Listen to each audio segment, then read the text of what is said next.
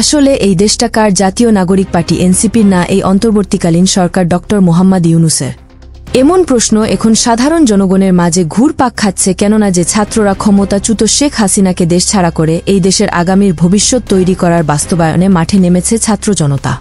তাদের হাতেই আর এই দেশ নিরাপদ নয় বলে মনে করেন দেশের সাধারণ জনগণ, কেননা এই ছাত্রদের মাঝে রয়েছে অশ্লীলতা। হ্যাঁ দর্শক, ভিডিওটি দেখতে থাকুন, থাকছে বিস্তারিত।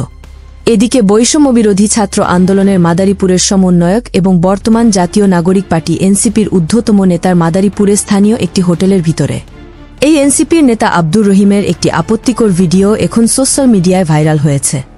ভিডিওটিতে দেখা যায় এই মাদারীপুরের জাতীয় নাগরিক পার্টি এনসিপির নেতা আব্দুর রহিম মেয়েটিকে জড়িয়ে ধরে চুমু খাচ্ছে।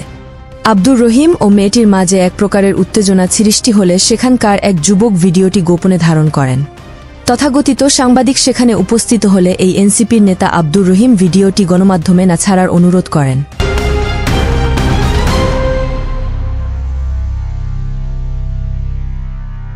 এবং আব্দুর রহিম মেয়েটি তার স্ত্রী বলে দাবি করেন, কিন্তু সাংবাদিক মেয়েটির বিষয়ে অনুসন্ধান করে দেখেন সেই মেয়েটি তার স্ত্রী নয়। এবং এই মাদারীপুরের এই এনসিপির নেতা আব্দুর রহিম ফেঁসে গিয়েছে বুঝতে পেরে সাংবাদিকের সামনে মাফ চেয়েছেন আর বলেছেন তারা যেন এই ভিডিওটি গণমাধ্যমে শেয়ার না করে।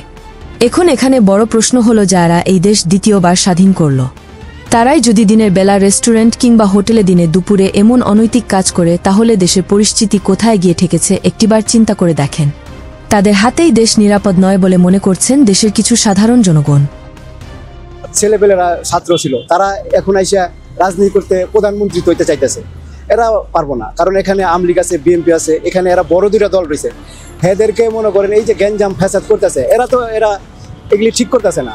অনেক ভালো ছিল, তার তুলনা এই ম্যান এক পিস আর নাই, আর হবেও নাই দেশে। এই দেশে আর হবে না ম্যান এক পিসই, যেমন বঙ্গবন্ধু এক পিস, হাসিনাও এক পিস।